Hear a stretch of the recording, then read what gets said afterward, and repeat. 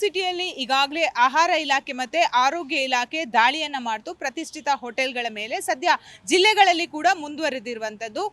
ಎಲ್ಲೋ ಒಂದು ಕಡೆ ಪ್ರತಿಷ್ಠಿತ ಹೋಟೆಲ್ಗಳ ಹೆಸರಾಗಿರ್ಬೋದು, KFC ಆಗಿರ್ಬೋದು, ಪ್ರತಿಯೊಂದು ಕೂಡ ಪ್ರತಿಷ್ಠಿತ ಅಂತ ಮಾತ್ರ ತೋರಿಸೋದಕ್ಕೆ ಇರೋದಂತ ಹೇಳ್ಬೋದು. ಯಾಕಂದ್ರೆ ಜನರ ಜೀವದ ಜೊತೆ ಇವರು ಆಟ ಆಡ್ತಿದಾರ ಅನ್ನೋ ಪ್ರಶ್ನೆ ಕೂಡ ಇಲ್ಲಿ ಉದ್ಭವ ಆಗ್ತಿದೆ. ಯಾಕಂದ್ರೆ ಈಗಾಗಲೇ ಆರೋಗ್ಯ ಇಲಾಖೆಯ ಸಚಿವರು ಹೇಳ್ತಾ ಇದ್ದಾರೆ, UT ಖಾದರ್ ಅವರು, ಅಂದ್ರೆ ಎಲ್ಲೆಲ್ಲ ಈ ರೀತಿಯಾದಂತಹ ತಪ್ಪುಗಳು ಕಂಡು ಬರುತ್ತೆ ಅಲ್ಲಿ ನಾವು ಖಂಡಿತ ದಾಳಿಯನ್ನ ಮಾಡ್ತೀವಿ, ಯಾವುದೇ ರೀತಿಯಾದಂತಹ ಪ್ರೆಷರ್ಗೆ ಒಳಗಾಗಲ್ಲ ಅಂತ. ಈಗಾಗಲೇ ಅದಕ್ಕೆ ಬೇಕಾದಂತಹ QR ಕೋಡ್ ಅನ್ನ ಕೂಡ ಮೆನ್ಷನ್ ಮಾಡಿರುವಂತದ್ದು. ಸಿಟಿಯಲ್ಲಿ ಕೂಡ ಆ QR ಕೋಡ್ ಸ್ಕ್ಯಾನ್ ಮಾಡಿ ಬಹುತೇಕ ಮಂದಿ ದೂರನ್ನ ಕೂಡ ಸಲ್ಲಿಕೆ ಮಾಡ್ತಾ ಇದ್ದಾರೆ.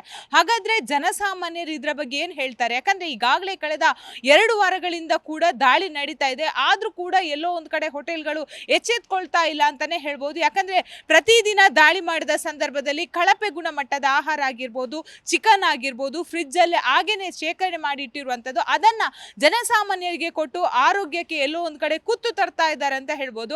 ಹಾಗಾದ್ರೆ ಎಲ್ಲ ನಕಲಿ ಅನ್ನೋದು ಇಲ್ಲಿ ಸ್ಪಷ್ಟವಾಗಿ ಗೊತ್ತಾಗ್ತಾ ಇರುವಂತದ್ದು. ಸೊ ಹಾಗಾದ್ರೆ ಇದ್ರ ಬಗ್ಗೆ ಜನಸಾಮಾನ್ಯರು ಏನ್ ಹೇಳ್ತಾರೆ? ಯಾಕಂದ್ರೆ ಜನಸಾಮಾನ್ಯರು ಬ್ಯುಸಿ ಲೈಫ್ ಅಲ್ಲಿ ಹೋಟೆಲ್ಗಳಿಗೆ ಹೋಗ್ತಾರೆ, ಅಲ್ಲಿ ಟೇಸ್ಟ್ ಆಗಿ ಸಿಗುತ್ತೆ ಅಂತ ಚಪ್ಪರಿಸ್ಕೊಂಡು ತಿಂತಾರೆ. ಸೊ ಅದರಲ್ಲಿ ಬಹಳಷ್ಟು ಕಳಪೆ ಗುಣಮಟ್ಟದಿಂದ ಕೂಡಿರುತ್ತೆ ಅನ್ನೋದು ಈಗಾಗಲೇ ಸ್ಪಷ್ಟವಾಗಿ ಗೊತ್ತಾಗ್ತಾ ಇರುವಂತದ್ದು. ಹಾಗಾದ್ರೆ ಜನಸಾಮಾನ್ಯರು ಇದ್ರ ಬಗ್ಗೆ ಏನ್ ಹೇಳ್ತಾರೆ, ಬನ್ನಿ ಮಾತಾಡ್ಸ್ಕೊಂಡು ಬರೋಣ.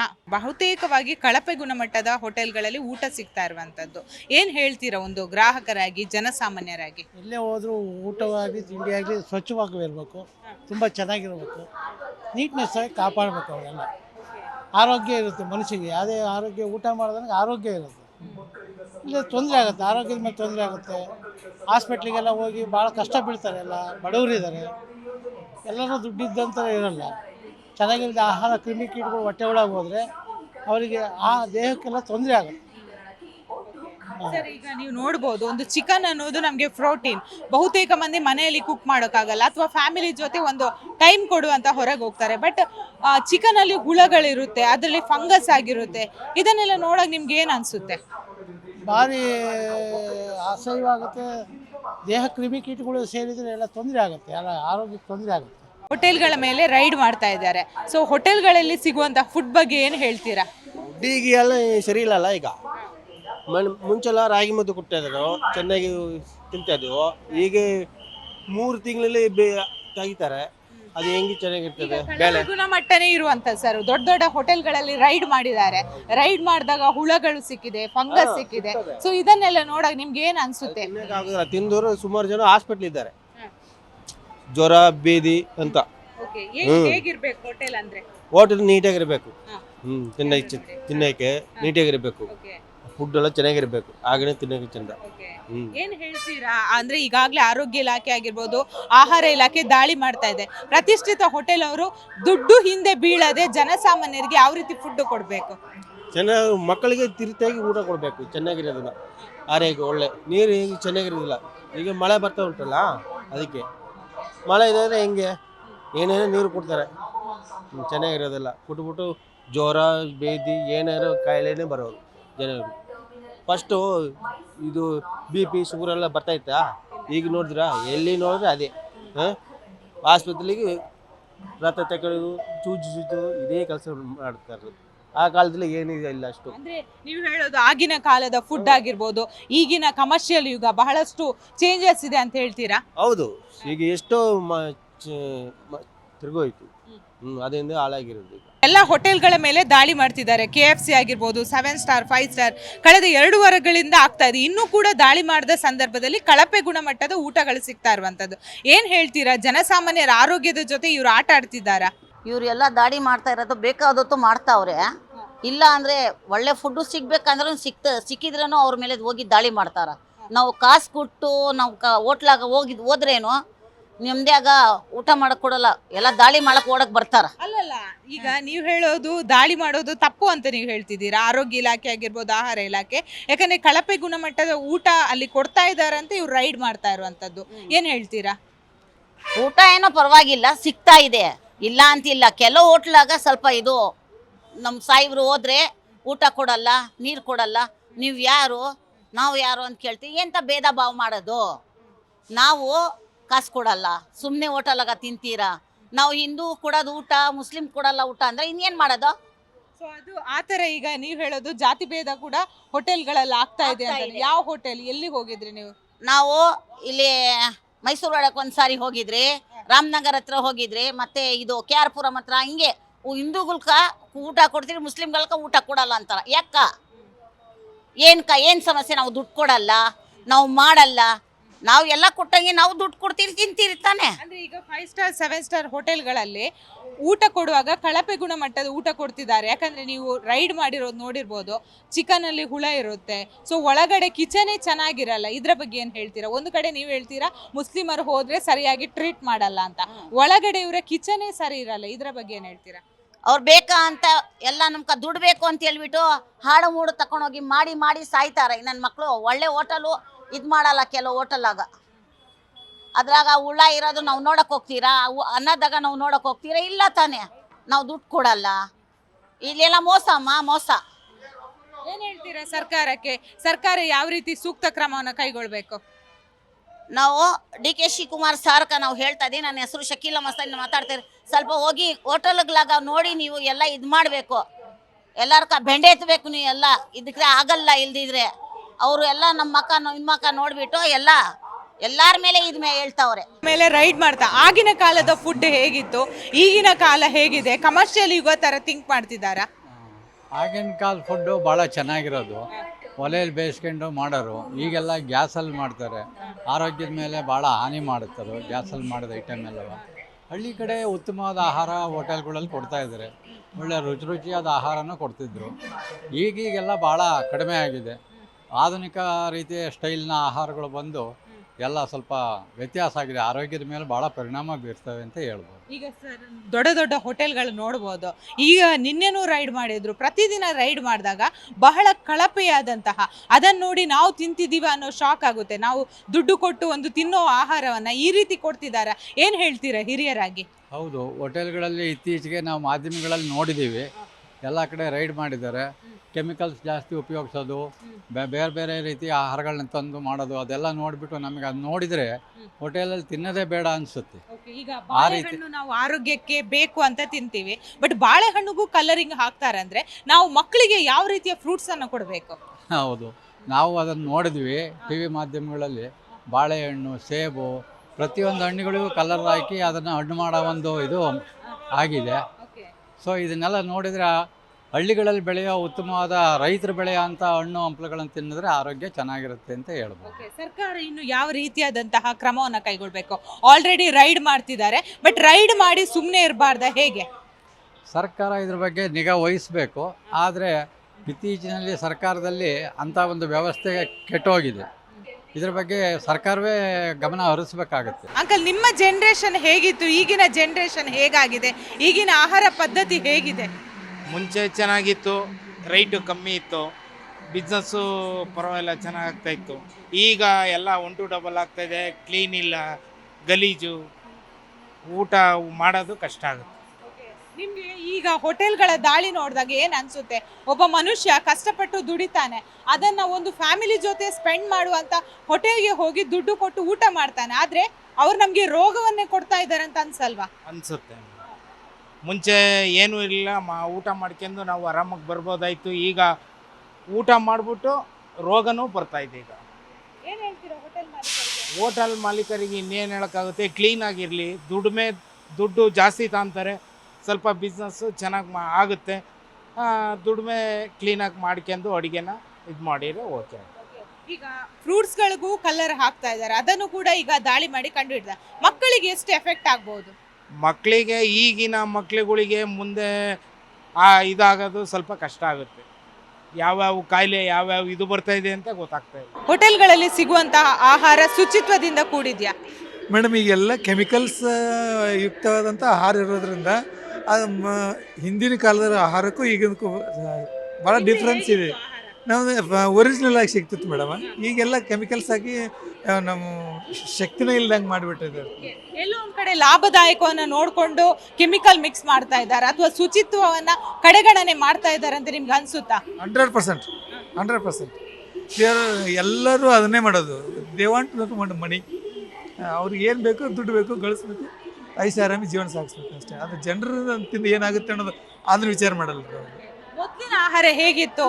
ರಾಗಿ ಮುದ್ದೆ ಆಗಿರ್ಬೋದು, ದೋಸೆ ಆ ರೀತಿ ಇತ್ತ? ಈಗ ಪಿಜ್ಜಾ ಬರ್ಗರ್ ಇರೋದು. ಚಿಕ್ಕವರು ಇರುವಾಗ ನಮ್ಮ ಅಜ್ಜಿ ನಮಗೆ ಬೆಣ್ಣೆ ಮುಂಜಾನೆ ಎದ್ದು ಎಮ್ಮಿ ಕೆನೆ ಮೊಸರು ತಿಂತಿದ್ವಿ ನಾವು. 4 ರೊಟ್ಟಿ ಒಂದು ಕೆನೆ ಮೊಸರು ತಿಂತು, ಒಂದು ಎಮ್ಮಿದೆಲ್ಲ ನಾವು ತಿಂತಿದ್ವಿ. ಆದರೆ ಈಗಿನ ನೀವೇನು ತಿಂತೀರಿ ಮೇಡಮ್? ನೀವೆಲ್ಲ ಪಿಜ್ಜಾ ಬರ್ಗರ ಅದನ್ನು ತಿಂದು ನಿಮ್ಮದು ನೀವು 108 ಎಲ್ಲ ತೊಗೊಂಡ್ರಿ ನೋಡ್ರಿ ಮೇಡಮ್. ಈಗ ನಿಮ್ಗೆ ಶುಗರ್ BP ಬಂದರೆ ಶುಗರ್ ಬರ್ತದೆ, ಶುಗರ್ ಬಂತಂದ್ರೆ ಹಾರ್ಟ್ ಬರುತ್ತೆ. ನಿಮ್ಗೆ ಏನು ಈಗಿನ ಆಹಾರ ತಿನ್ನೋದ್ರಿಂದ ನಿಮ್ಗೆ ಏನು ಖುಷಿ ಅಂತ ಅನಿಸ್ತೈತಿ? ಐಷಾರಾಮೇ ಜೀವನ ಬೇಕು. ಒಟ್ಟು ಹೋಟೆಲ್ದು 5 ಸ್ಟಾರ್ ಹೋಟೆಲ್ ಹೋಗ್ಬೇಕು, ಅಲ್ಲಿ ತಿನ್ಬೇಕು. ಅಲ್ಲಿ ಏನು ಹಾಕ್ತಾರೋ ಏನು ತಿಂತಾರೋ ಅನ್ನೋದು ಇದರಿಂದಲೇ ಬರ್ತಿದೆ ಅಂತ ನಿಮ್ಗೆ ಅನ್ಸುತ್ತಾ? ಯಾಕಂದ್ರೆ ಯುವಕರಲ್ಲಿ ಅದೇ ಕಾಣ್ತಾ ಇರುವಂತದ್ದು. ಮೇಡಮ್ ಅದೇ ಬರುತ್ತೆ ರೀ. ಅವರಲ್ಲಿ ಏನು ಎನರ್ಜಿ ಐತೆ ಅಂತ ಮಾಡ್ತಾರೆ ರೀ ಮೇಡಮ್. ಅವ್ರು ಗುಟ್ಕಾ ತಿನ್ನೋದನ್ನ ಬಿಟ್ಟರೆ ಮತ್ತೇನು ಮಾಡ್ತಾರೆ ಹೇಳ್ರಿ ನೋಡೋಣ ಅಲ್ವಾ? ಗುಟ್ಕಾ ತಿಂತಾರೆ, ಅದನ್ನ ಬಿಟ್ಟು ಸ್ಮೋಕ್ ಮಾಡ್ತಾರೆ, ಅವರು ವ್ಯಾಯಾಮ ಮಾಡ್ತಿದ್ದಾರೆ. They want only that mobile, see that mobile. ಹೀಗಾಗಿ ಅವರು ಏನು ಮಾಡಬೇಕು ಅದನ್ನೆಲ್ಲ ಮರ್ತು ಏನು ಮಾಡಬಾರ್ದು ಅದನ್ನೇ ಮಾಡ್ತಾರೆ. ಈಗ ಹೋಟೆಲ್ ಮಾಲೀಕರಿಗೆ ಏನು ಹೇಳ್ತೀರಾ? ಯಾವ ರೀತಿ ಫುಡ್ ಅನ್ನು ಕೊಡಬೇಕು ಸೀನಿಯರ್ ಆಗಿ? ಮೇಡಮ್ ರಿಕ್ವೆಸ್ಟ್ ಮಾಡ್ಕೋದು, ಆದಷ್ಟು ಸಾಧ್ಯವಾದಷ್ಟು ಒರಿಜಿನಲ್ ಐಟಮನ್ನು ಕೊಟ್ಟು ಸಾರ್ವಜನಿಕರ ಒಂದು ಆರೋಗ್ಯವನ್ನು ಕಾಪಾಡಬೇಕಂತ ಅವರು ಕಳ್ಕೊಳ್ಳಿಂದ ಮನವಿ ಮಾಡ್ಕೋತಾರೆ ಮೇಡಮ್. ಆಹಾರ ಪದ್ಧತಿ, ಯಾಕಂದ್ರೆ ಹೋಟೆಲ್ಗಳಲ್ಲಿ ನೀವು ನೋಡ್ಬೋದು ದಾಳಿ ಮಾಡ್ತಾ ಇದ್ದಾರೆ, ಕಳಪೆ ಗುಣಮಟ್ಟದ ಊಟವನ್ನು ನಮಗೆ ಕೊಡ್ತಿದ್ದಾರೆ ಅನಿಸ್ತಾ ಇದೆ. ಆಸ್ ಎ ಪೇರೆಂಟ್ ಆಗಿ ನೀವು ಏನು ಹೇಳ್ತೀರಾ? ಮಕ್ಕಳಿಗೆ ಇದು ಎಷ್ಟು ಎಫೆಕ್ಟ್ ಆಗುತ್ತೆ? ಮಕ್ಕಳಿಗೆ ತುಂಬ ಎಫೆಕ್ಟ್ ಆಗುತ್ತೆ ಇದು. ಮಕ್ಕಳಿಗೆ ತುಂಬ ಎಫೆಕ್ಟ್ ಆಗುತ್ತೆ. ಯಾಕೆಂದರೆ ಮೊದಲೆಲ್ಲ ಜೋಳದ ರೊಟ್ಟಿ, ರಾಗಿ ಮುದ್ದೆ, ಜೋಳದ ಮುದ್ದೆ ಈ ಥರ ಎಲ್ಲ ಊಟ ಮಾಡೋರು. ಈಗ ಮಕ್ಕಳು ಜಂಕ್ ಫುಡ್ ತುಂಬ ತಿಂತಾ ಇದ್ದಾರೆ. ಜಂಕ್ ಫುಡ್ ತಿನ್ನೋದ್ರಿಂದ ಮಕ್ಕಳಿಗೆ ಆರೋಗ್ಯದ ಮೇಲೆ ತುಂಬ ಪರಿಣಾಮ ಆಗ್ತೈತೆ. ಮನೆಯಲ್ಲಿ ಪೇರೆಂಟ್ಸಿಗೂ ಕೂಡ ಫ್ರೀ ಇಲ್ಲ ಮಾಡಿಕೊಡೋಕ್ಕೆ. ಅವರು ಕೆಲಸಕ್ಕೆ ಹೋಗೋದ್ರಿಂದ ಹಂಗಾಗಿ ಯಾವಾಗ ಒಟ್ಟು ಕುಟುಂಬ ಇರ್ತಾಯಿತ್ತು, ಎಲ್ಲ ದ್ವಿದಳ ಧಾನ್ಯ ಊಟ ಮಾಡ್ತಾಯಿದ್ರು. ಇವಾಗೆಲ್ಲ ಫಾಸ್ಟ್ ಫುಡ್ ಊಟ ಮಾಡಿ ಮಕ್ಕಳು ಪಾನಿಪುರಿ, ಗೋಬಿ ಮಂಚೂರಿ, ಪಿಜ್ಜಾ, ಬರ್ಗರು ಈ ಥರ ಎಲ್ಲ ತಿಂದು ಹಾಳಾಗ್ತಾ ಇದ್ದಾರೆ. ಆದಷ್ಟು ಮನೆ ಊಟ ಮಾಡೋದು ಒಳ್ಳೆಯದು. ಹೋಟೆಲಲ್ಲಿ ಅಂಥ ಹೈಜಿನ್ ಮಾಡೋದಿಲ್ಲ. ಹಳೇದೆಲ್ಲ ಹಿಂದಿಂದು 4 ದಿನದ್ದು 8 ದಿನದ್ದು ಏನೇನೋ ತರಕಾರಿ ಆಗಿರ್ಬೋದು, ಏನೇನೋ ಮಾಡ್ತಾರೆ. ಅದು ನಮಗೆ ಗೊತ್ತಾಗಲ್ಲ, ಅವರು ಏನು ಮಾಡ್ತಾರೆ ಅಂತ ನಮಗೆ ಗೊತ್ತಾಗೋದಿಲ್ಲ. ಹಾಗಾಗಿ ಮನೆ ಊಟ ಮಾಡೋದು ಒಳ್ಳೆಯದು. ಅದು ಈಗಿನ ಜನ ಬಿಸ್ನೆಸ್ ರೀತಿ ಯೋಚನೆ ಮಾಡ್ತಿದ್ದಾರೆ, ನಿಮ್ಗೆ ಅನಿಸ್ತಿದ್ಯಾ? ಮನುಷ್ಯರ ಆರೋಗ್ಯ ಚೆನ್ನಾಗಿರ್ಬೇಕಂತ ಯೋಚನೆ ಮಾಡ್ತಿಲ್ಲ ಅಂತ ನಿಮ್ಗೆ ಅನಿಸ್ತಿದ್ಯಾ? ಅನ್ನಿಸ್ತಾ ಇದೆ. ಹೌದು, ಖಂಡಿತ. ಅದು ಅವ್ರ ಬಿಸ್ನೆಸ್ಸೇ ನೋಡ್ತಾ ಇರೋದು. ಅವ್ರಿಗೇನು ಇವತ್ತು ವ್ಯಾಪಾರಿಷ್ಟ ಆಗಬೇಕಷ್ಟೇ, ಯಾರಿಗೂ ಆಹಾರದ ಮೇಲೆ ಕಾಳಜಿ ಇಲ್ಲ. ಹಂಗಾಗ್ತಾ ಇದೆ. ನೋಡ್ಬೋದು 5 ಸ್ಟಾರ್ 7 ಸ್ಟಾರ್ ನಾವು ಅನ್ಕೋತೀವಿ ದೊಡ್ಡ ಹೋಟೆಲ್ ಚೆನ್ನಾಗಿ ಊಟ ಕೊಡ್ತಾರೆ ಅಂತ. ಬಟ್ ಅಲ್ಲಿನ ಕಿಚನ್ ನೋಡಿದಾಗ ನಿಜಕ್ಕೂ ಹೆದರಿಕೆ ಆಗುತ್ತೆ, ಇದನ್ನ ನಾವು ತಿಂತಿದ್ದೀವ ಅಂತ. ಅವ್ರಿಗೇನು ಕಿವಿ ಮಾತು ಹೇಳ್ತೀರಾ? ಓಪನ್ ಕಿಚನ್ ಮಾಡೋದು ಒಳ್ಳೆಯದು. ಹೋಟೆಲಲ್ಲಿ ನನ್ನ ಅನುಭವ, ನಾನು ನೋಡಿರೋ ಪ್ರಕಾರ ಓಪನ್ ಕಿಚನ್ ಮಾಡಿದ್ರೆ ಎಲ್ರಿಗೂ ಕಾಣುತ್ತೆ ಅದು ತರಕಾರಿ ಹೇಗಿದೆ, ಆಮೇಲೆ ಅಲ್ಲಿ ಹಾಲು ಮೊಸರು ಹೇಗಿದೆ, ಆಮೇಲಿಂದ ಬೇಳೆ ಕಾಳುಗಳು ಅವ್ರು ಬಳಸೋದೆಲ್ಲ ಎಣ್ಣೆ ಎಲ್ಲ ಗೊತ್ತಾಗುತ್ತೆ. ಆ ಥರ ಮಾಡಿದರೆ ಒಳ್ಳೆಯದು. ಸರ್ಕಾರ ಈಗ ರೈಡ್ ಮಾಡ್ತಾ ಇದೆ, ಆರೋಗ್ಯ ಇಲಾಖೆ ಆಗಿರ್ಬೋದು, ಆಹಾರ ಇಲಾಖೆ, ಇದನ್ನು ಯಾವ ರೀತಿ ಕಂಟಿನ್ಯೂ ಮಾಡಬೇಕು? ಈಗ ಮಾಡಿ ಅಷ್ಟೇ ಸ್ಟಾಪ್ ಆಗೋದಲ್ಲ, ಮತ್ತೆ ಆ ಹೋಟೆಲ್ಗೆ ಹೋಗಿ ಹೇಗೆ ದಾಳಿಯನ್ನು ಮಾಡಬೇಕು ಮ್ಯಾಮ್?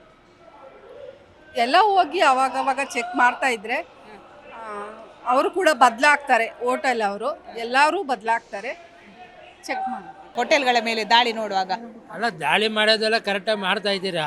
ಅವರು ಮುಚ್ಚಿ ಮರೆ ಇಟ್ಕೊಂಡು ಇದು ಮಾಡ್ತಾ ಇದ್ದಾರೆ ಅಲ್ವಾ? ಎಲ್ಲ ವೇಸ್ಟೇಜ್ ತರಕಾರಿಗಳು ಮಾಡ್ತಾರೆ, ನಾನ್ ವೆಜ್ಜು ಮಾಡ್ತಾರೆ, ಎಲ್ಲ ಮಾಡ್ತಾ ಇದ್ದಾರೆ.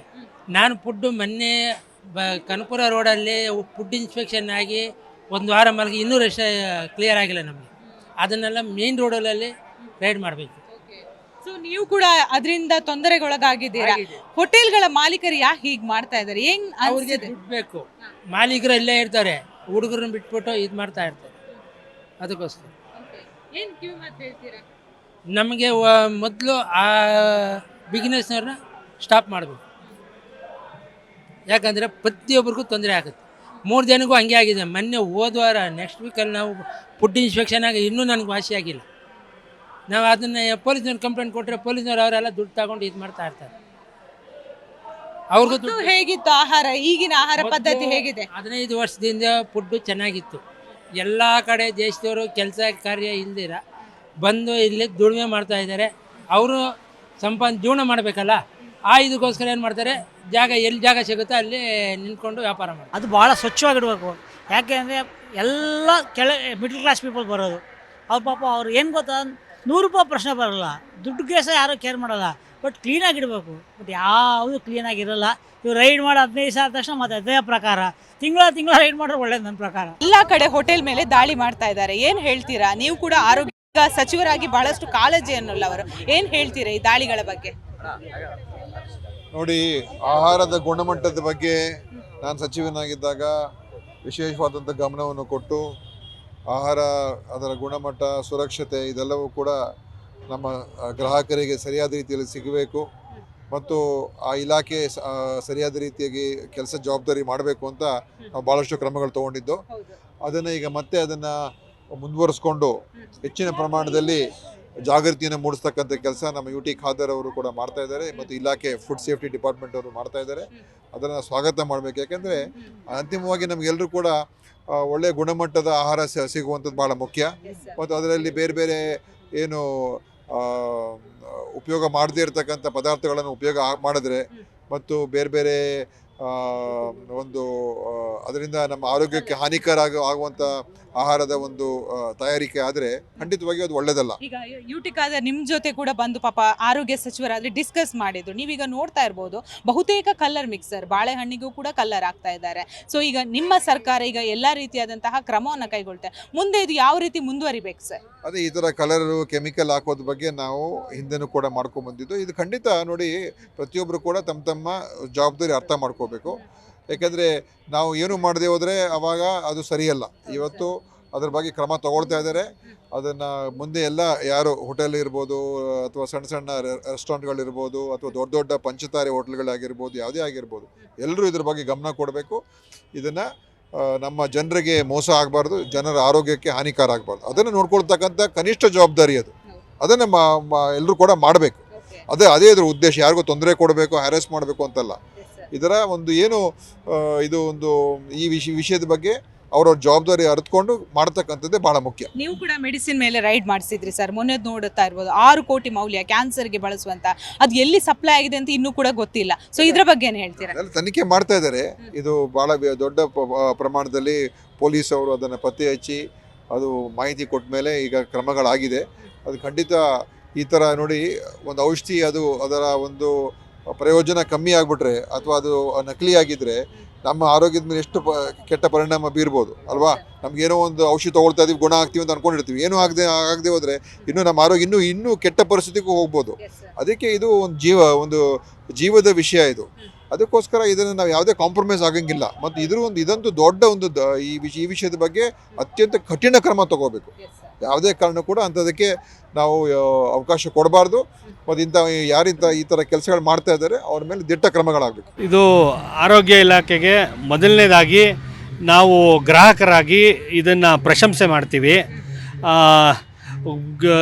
ಹೆಸರಿಗೆ ಪ್ರತಿಷ್ಠಿತ ಹೋಟ್ಲುಗಳು, ಇವರೆಲ್ಲ ಪ್ರತಿಷ್ಠಿತ ಹೋಟ್ಲುಗಳಿಟ್ಕೊಂಡು ನಾವು ಖುಷಿಯಾಗಿ ಅವ್ರು ಕೇಳೋ ಅಂಥ ದುಬಾರಿ ಬೆಲೆನ ಕೊಟ್ಕೊಂಡು ನಾವು ಅವ್ರ ಹತ್ರ ಗ್ರಾಹಕರಾಗಿ ಊಟ ತಿಂಡಿ ಮಾಡ್ತಿರ್ತೀವಿ. ಅವ್ರು ಹಾಕುವಂಥ ಕೆಮಿಕಲ್ಲು ಅಥವಾ ಯಾವುದು ಟೇಸ್ಟಿಂಗ್ ಪೌಡ್ರುಗಳ ಮೇಲೆ ನಮಗೆ ರುಚಿಗಳ ವ್ಯತ್ಯಾಸ ಗೊತ್ತಾಗಲ್ಲ. ನೋಡಿದ್ರೆ ಇವರು ಆರೋಗ್ಯ ಇಲಾಖೆ ಮಾಡಿದಂಥ ರೈಡಿಂದ ಗೊತ್ತಾಯಿತು, ಕಳಪೆ ಗುಣಮಟ್ಟದ ಆಹಾರ ಪದಾರ್ಥಗಳು 15 ದಿನ ಇಟ್ಟಿದ್ದು, 20 ದಿನ ಇಟ್ಟಿದ್ದು, ಫ್ರಿಡ್ಜಲ್ಲಿ ಸ್ಟೋರ್ ಮಾಡಿರೋದು, ಇಂಥ ವಸ್ತುಗಳನ್ನ ಕೊಡ್ತಾ ಇರೋದು ನೋಡಿ ನಿಜವಾಗ್ಲೂ ಅಸಹ್ಯ ಆಯಿತು. ಇಂಥ ವಸ್ತುಗಳನ್ನ ನಾವು ತಿಂತಾ ಇದ್ದೀವಾ, ಈ ಥರ ನಮಗೆ ಮೋಸ ಮಾಡ್ತಾ ಇದ್ದಾರಾ ಅಂತ. ಇದು ಒಂಥರ ಜನಗಳಿಗೆ ಡೈರೆಕ್ಟಾಗಿ ಒಂದು ಕ್ರೈಮ್ ಮಾಡ್ದಂಗೆ, ಕೊಲೆ ಮಾಡಿದಷ್ಟು ಕ್ರೈಮ್ ಇದು. ಕೆಟ್ಟ ಆಹಾರ ಕೊಡೋದು ನಮಗೆ ಆರೋಗ್ಯ ಕೆಡೋದಕ್ಕೆ ಅಥವಾ ಆರೋಗ್ಯ ವ್ಯತ್ಯಾಸ ಆಗೋದಕ್ಕೆ ಹೋಟ್ಲುಗಳಲ್ಲಿ ತಿಂದಾಗ ಇದೇ ಕಾರಣ ಅನ್ನೋದು ನಮಗೆ ಗೊತ್ತಾಯಿತು. ಈಗ KFC ಆಗಿರ್ಬೋದು, 5 ಸ್ಟಾರ್ 7 ಸ್ಟಾರ್ ನಾವು ಹೋಟೆಲನ್ನು ನಾವು ಹೊರಗಡೆ ಬಹಳ ಚೆನ್ನಾಗಿ ಕಾಣುತ್ತೆ ಸರ್. ಒಳಗಡೆ ನೋಡುವಾಗ ಈಗ ಪನ್ನೀರನ್ನು ಕೂಡ 1 ವರ್ಷದಲ್ಲಿ ಏನೆಲ್ಲ ಕಳಪೆ ಗುಣಮಟ್ಟ ಇತ್ತು ಅದನ್ನು ಕೂಡ ಈಗ ಬ್ಯಾನ್ ಮಾಡಿದ್ದಾರೆ. ಏನು ಹೇಳ್ತೀರಾ? ಪನ್ನೀರು ಕೂಡ ಅಂದರೆ ಈಗ ವೆಜ್ ಯಾರಿದ್ದಾರೆ ಬಹಳ ಇಷ್ಟಪಟ್ಟು ತಿಂತಾರೆ ಸರ್, ಏನು ಹೇಳ್ತೀರಾ? ಪನ್ನೀರಲ್ಲಿ 2 ಟೈಪು ಡೂಪ್ಲಿಕೇಟ್ ಪನ್ನೀರ್ ಸಹ ಸಪ್ಲೈ ಆಗುತ್ತೆ ಅಂತ ಕೇಳಿದ್ದೆ. ಪನ್ನೀರ್ನ ಕೆಡಿಸ್ಬಿಟ್ಟು ಸುಮಾರು ದಿನಗಟ್ಟಲೆ ಇಟ್ಟು ಕಳಪೆ ಗುಣಮಟ್ಟಕ್ಕೆ ಬಂದ ಮೇಲೆ ನಮಗೆ ಬಡಿಸೋವಂಥ ಕೆಲಸ ಕಣ್ಣಾರೆ ನೋಡ್ಬಿಟ್ಟೆ. ನಿಜವಾಗ್ಲೂ ಹೋಟ್ಲುಗಳಲ್ಲಿ ಇನ್ಮೇಲೆ ತಿನ್ನೋಕೆ ಅಸಹ್ಯ ಆಗುತ್ತೆ. ಮನೆಗಳಲ್ಲೇ ನಾವು ಎಲ್ಲೇ ಒಳ್ಳೆ ಗುಣಮಟ್ಟದ ಸಿಗೋ ಕಡೆ ತಗೊಂಡು ಮನೆಯಲ್ಲೇ ಮಾಡಬೇಕು ಅಂತ ಅನ್ನಿಸ್ತಾ ಇದೆ ನಮಗೆ. ಸೊ ಜನಸಾಮಾನ್ಯರಿಗೆ ಅಂದರೆ ಈ ರೀತಿ ಮಾಡೋದು ಇವ್ರು ಎಷ್ಟರ ಮಟ್ಟಿಗೆ ಸರಿ ಅನಿಸುತ್ತೆ? ಮಕ್ಕಳ ಆರೋಗ್ಯದ ಜೊತೆ ಆಟ ಆಡ್ತಿದ್ದಾರೆ ಅಂತ ಅನಿಸುತ್ತಾ? Really it is a crime. ಇದು ಒಂದು ಕ್ರೈಮ್ಗೆ ಈಕ್ವಲ್ಲು. ಇವರು ಇವಾಗ ಹೆಂಗೆ IPC ಸೆಕ್ಷನ್ಗಳು BNS ಆಗಿ ಮಾರ್ಪಾಡಾಯಿತೋ ಅದೇ ರೀತಿ ಇದಕ್ಕೂ ಸರಿಯಾದ ಸೆಕ್ಷನ್ ತಂದು ಈ ಥರ ಕಳಪೆ ಗುಣಮಟ್ಟಕ್ಕೆ ವಸ್ತುಗಳು ಸಪ್ಲೈ ಮಾಡಿ ನಮ್ಮ ಆರೋಗ್ಯ ಕೆಡಕ್ಕೆ ಕಾರಣ ಆಗುವಂಥ ಹೋಟ್ಲುಗಳಿಗೆ ಹೊಸ ಸೆಕ್ಷನ್ ರೆಡಿ ಮಾಡಬೇಕು. ಇದಕ್ಕೆ ಇದನ್ನು ಒಂದು ಕ್ರೈಮ್ ಅಂತ ಕನ್ಸಿಡರ್ ಮಾಡಿ ಅವ್ರ ಮೇಲೆ ಸಿವಿಯರ್ ಆ್ಯಕ್ಷನ್ ಮಾಡಬೇಕು ಅಂತ ಈ ಮೂಲಕ ಸರ್ಕಾರಕ್ಕೆ ನಾನು ಕೇಳ್ಕೊಳ್ತೀನಿ. ರೈಡ್ ಆಗ್ತಿದೆ, ಪನ್ನೀರನ್ನು ಇವತ್ತು ಬ್ಯಾನ್ ಮಾಡಿದ್ದಾರೆ. ಸೊ 1 ವರ್ಷದವರೆಗೆ ಅಂದರೆ ಬಹುತೇಕವಾಗಿ ಪನ್ನೀರ್ಗಳು ಕೂಡ ಕಳಪೆ ಗುಣಮಟ್ಟ, ಏನು ಹೇಳ್ತೀರಾ? ಮೇಡಮ್, ಪನ್ನೀರು ಇದೆಲ್ಲ ಹಾಲಿನ ಉತ್ಪನ್ನಗಳು ಭಾಳ ಬೇಗ ಕೆಡುತ್ತೆ. ಅವೆಲ್ಲ ತುಂಬ ನಾವು ಪ್ರಿಸರ್ವ್ ಮಾಡಿ ಇಟ್ಕೊಳ್ಳೋಕ್ಕಾಗೋದಿಲ್ಲ. ಅದಕ್ಕೆ ನೀವು ಕೆಮಿಕಲ್ ಮಿಕ್ಸ್ ಮಾಡೋದಾಗಲಿ, ಕಲರ್ ಮಿಕ್ಸ್ ಮಾಡೋದಾಗಲಿ ಇವಂಥ ಕ್ಯಾನ್ಸರ್ ಅಂತ ಮಾರಕ ರೋಗಕ್ಕೆ ಕಾರಣವಾಗ್ತದೆ. ಮನುಷ್ಯ ಮತ್ತೆ ತುತ್ತಾಗ್ತಾನೆ, ಕ್ಯಾನ್ಸರ್ ತುತ್ತಾಗ್ತಾನೆ. ಸರಿ ಆಯಿತು, ಏನೋ ಕಾಯಿಲೆ ಬಂದಿದೆ ಅಂತ ಹಾಸ್ಪಿಟ್ಲಿಗೆ ಹೋದರೆ ಹಾಸ್ಪಿಟ್ಲಲ್ಲಿ ಕಳಪೆ ಮೆಡಿಸಿನ್ಸು ಕೊಡ್ತಾ ಇದ್ದಾರೆ. ಸೊ ಮನುಷ್ಯ ಯಾವ ರೀತಿ ಬದುಕಬೇಕು? ಇವತ್ತಿನಿರೋ ಒಂದು ಸಮಾಜದಲ್ಲಿ ಫಾಸ್ಟ್ ಲೈಫ್ ಇದೆ. ಇವತ್ತು ನಾವೆಲ್ಲ ಫಾಸ್ಟ್ ಫುಡ್ನ ಅವಲಂಬಿತರಾಗ್ಬಿಟ್ಟಿದ್ದೀವಿ. ಇವಾಗ ಯಾರು ಮನೆಗಳಲ್ಲಿ ಊಟ ಮಾಡ್ಕೊಳ್ಳೋ ಅಷ್ಟು ಸಮಯ ಯಾರಿಗೂ ಸಿಗ್ತಾ ಇಲ್ಲ. ಸೊ ಹಾಗಾಗಿ ಇವಾಗ ಯುವ ಮಕ್ಕಳು, ಯುವ ಜನತೆ ಏನು ಮಾಡ್ತಿದ್ದಾರೆ, ಹೋಟ್ಲನ್ನ ಭಾಳಷ್ಟು ಅವಲಂಬಿತರಾಗಿದ್ದಾರೆ, ಫಾಸ್ಟ್ ಫುಡ್ ಮೇಲೆ ಭಾಳಷ್ಟು ಅವಲಂಬಿತರಾಗಿದ್ದಾರೆ.